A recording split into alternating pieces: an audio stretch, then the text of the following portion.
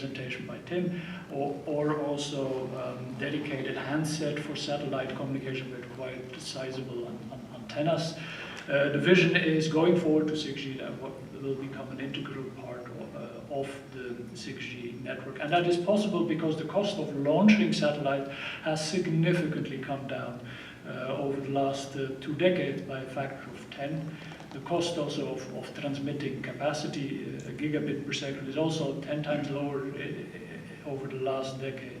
So, and there is also that interesting space of the LEO, the low Earth orbit satellites that Tim already introduced in one of his slides. That is really interesting because that low Earth orbit allows us for lower transmit and receive powers, that you can actually do it from a conventional handset. So that is the vision behind it, and also makes the latencies manageable, so for interactive communications. And we don't have to wait for 6G. There's actually already an industry group out there, AST, that is doing that. And they have an approach that allows to do satellite communication with existing cell phones, 4G, like this one here, or 5G. So no special arrangements or new standards are required. And the way they do it is this giant, massive MIMO array, the size of half an apartment, 700 square feet. You see the picture on the left-hand side. And they beam radio beams to Earth, and when these beams arrive at Earth, these beams have a diameter of 40 miles. So each one of these beams is a cell. And what AST as a solution has done very well is that in their gateway, they take care of the handovers, because every hour there's a couple of satellites that you need to hand over to. There's also, these satellites are moving like, I think, 20,000 miles an hour. So you also need to adjust for Doppler effects and frequency shifts. That gateway takes care of it. And so Nokia is a partner.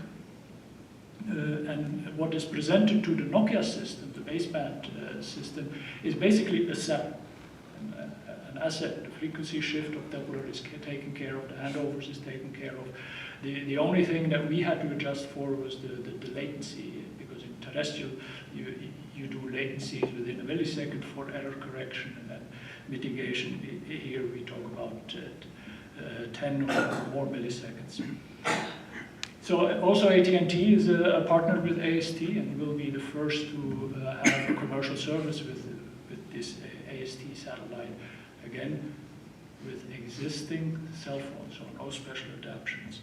The other thing that Tim also introduced in his slide as NTN, non-terrestrial networks, are what he called HAP and high altitude platforms.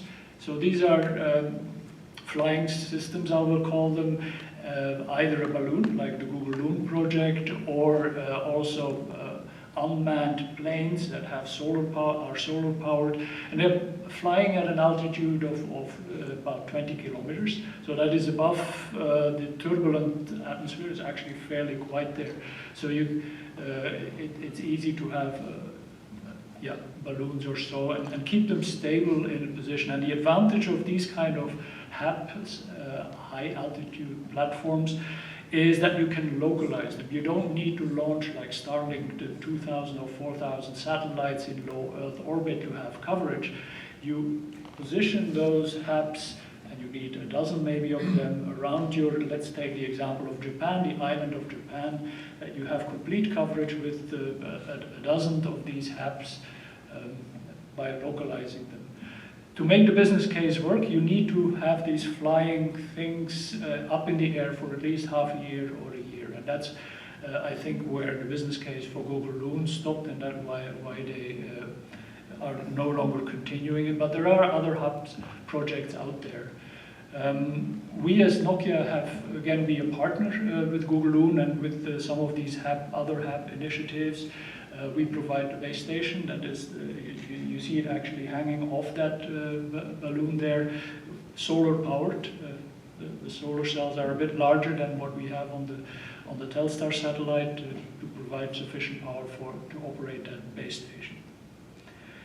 Talking about satellite communication, how do you then provide high capacity to these satellites? And also there we have exciting research going on and close to commercial deployment also on free space optical. So basically getting fiber-like speeds into space. And we're basically reusing our coherent 100 gigabit per second solutions to communicate from ground to satellite or also between satellites. And some of the challenges there is the turbulence of the atmosphere. So how do you deal with that? How do you do the error correction and interleaving in efficient ways?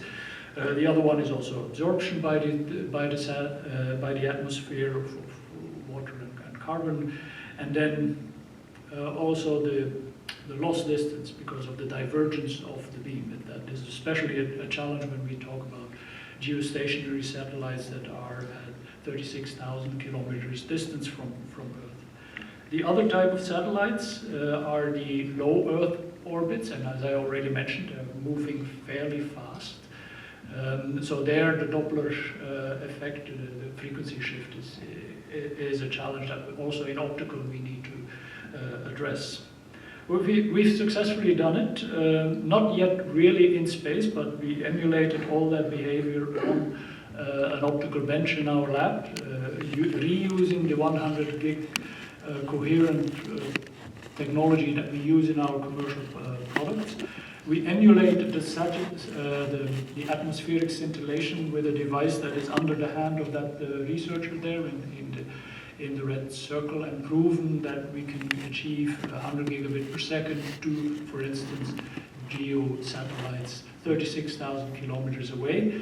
And we've even proven that we can reach all the way up to the moon, 100 gigabit per second. And now, why are we interested in that? Well, we're actually already looking at not only cellular networks on Earth, but also cellular networks on the moon. And if my colleague Thierry Klein would be here, he was the visionary behind that whole project. He would talk with a lot of passion about it. So the idea is that we're going to have a first test. There will be a lander on the moon, on the south pole of the moon, near what is called the Shackleton crater. And you may wonder, why would we do this? Well, first of all, Bell Labs has a long history also with lunar missions. We were part of the Gemini project. We were also an advisor it was the Mercury project that we were part of. Gemini project we were an advisor. Also the Apollo project, we were an advisor. And now looking forward, we're actively collaborating with NASA and really thinking of what do we need as communication for the future lunar economy. Because in such a future lunar economy, you will have landers, you will have rovers that move around, you will have robots, and possibly also astronauts that all will need connectivity for videos, for sensors of those robots, for biometric sensors of the astronauts, and the astronauts also want to talk to each other. And the vision here that Thierry Klein had was you should not design a proprietary new network. You should reuse the cellular network.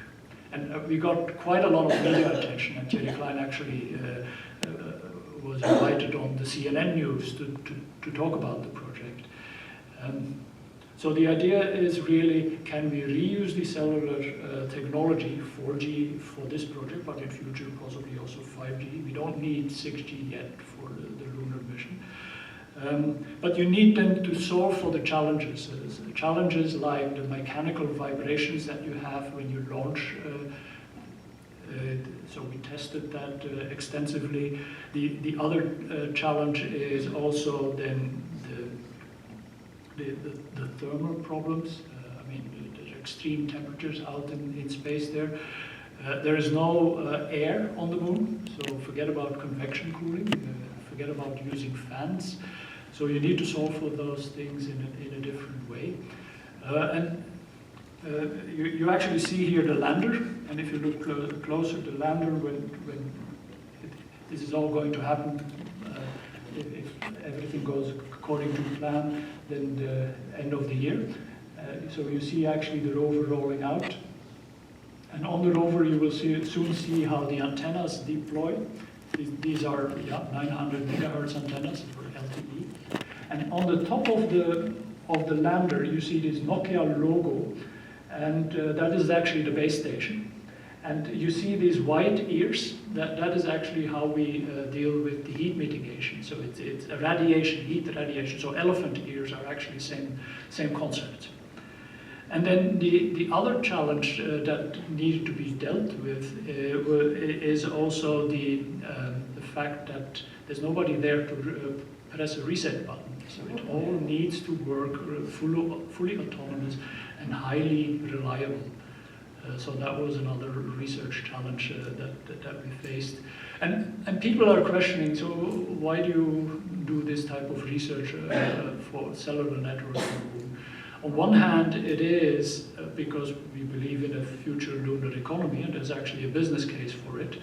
But second, if you can solve for the hard problems on the moon, then you can also deploy networks in very critical environments. Think in a mine, think in a nuclear power station. So for instance, also the cosmic radiation is one of the challenges that we addressed. That was the reason why the Telstar stopped working after 1 year, the cosmic radiation. So we also addressed those problems. So very exciting project, and just as the short takeaway, it started with Telstar 62 years ago. We're still active in space communication, and people like Morimi Iwama-san are inspiring role models for us, and that's why we want to honor you today. So Kit is coming up with a little present, and I would like you to come up on stage.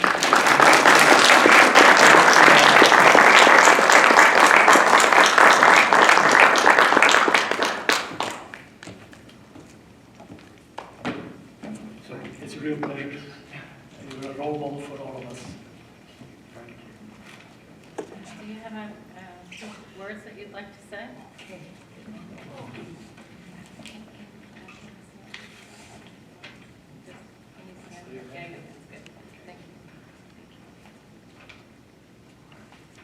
This isn't for, you're going to have to stand here.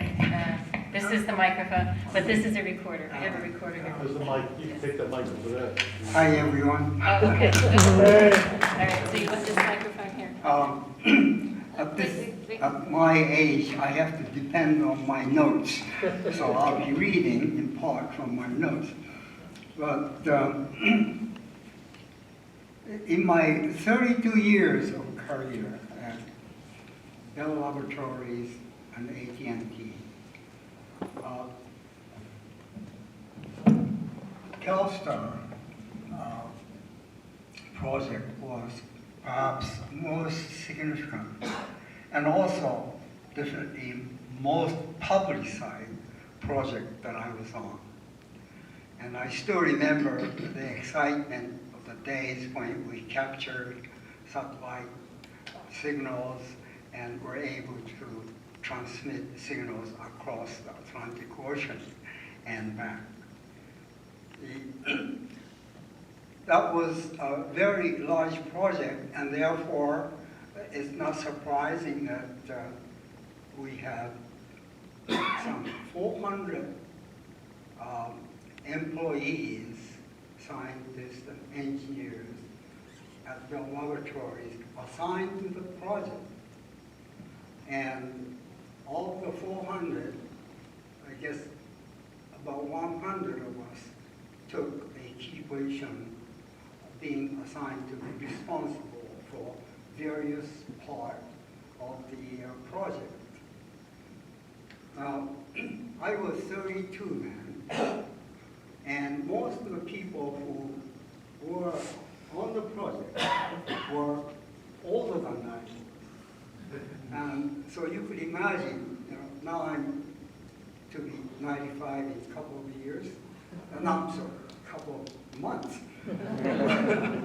That most of my colleagues who really had key roles and made the Telstar project success are gone. They are not around anymore. And perhaps one only reason I'm here today is because I'm one of the very few survivors. Is there anyone else in the audience who has part in Project Telstar? See, you can't see anyone, right? Well,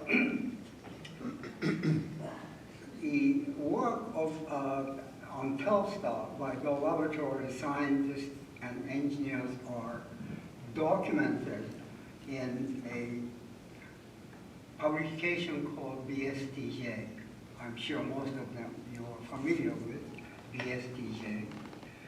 And there are about 114 authors for the particular issue of BSTJ that was issued in 1963, year after the Telstar launch, in some 3 parts, and that number of pages amounted to, I just checked before I came here, 1,900. So you can see the enormous size of the project that we engaged at that time.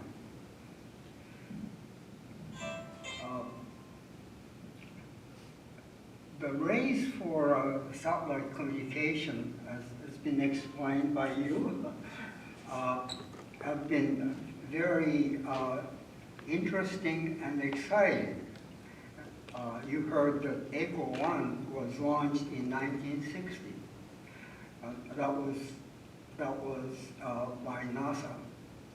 And Bell Laboratories actually took a part in the project, in fact, important part in the project, because home-built antenna that some of you are familiar with was actually used in ECHO 1 project in 1960.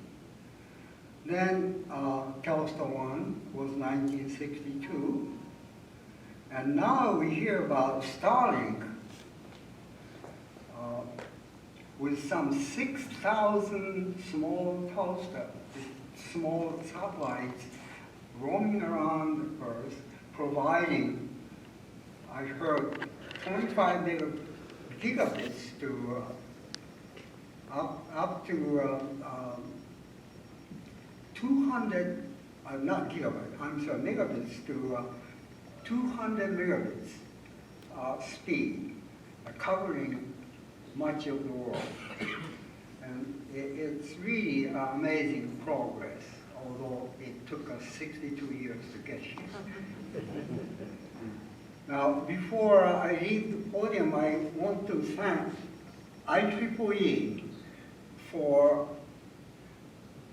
sponsoring this event, which brought back many happy memories of days in 1962.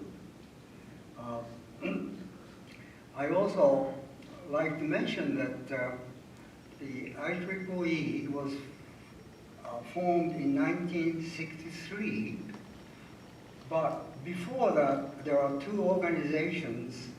One was the American Institute of Electrical Engineers, and the other one was radio engineering.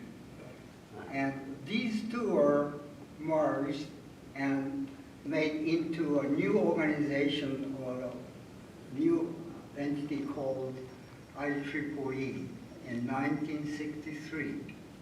So I've been with IEEE for many, many years. And I must say that I cannot really think of my professional career without IEEE. And I attended many conferences in this country as well as abroad over the years. And I made many friends, not only in this country, but in also other countries. And I also benefited from reading or having access to many technical publications that IEEE AAA publishers. So I'd like to take this opportunity to thank IEEE for all the things that it has done for me for my professional career. And thank you very much for being here today and celebrating the 62nd year of Project Telstar.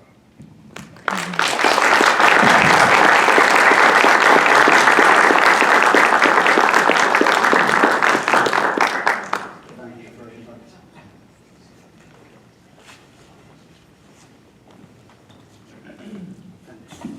Margaret? We have one more speaker today who has some notes. Do you have a question from the audience? Yes? No? You want to talk? Oh, okay. You want to talk? Okay. Margaret's going to talk first.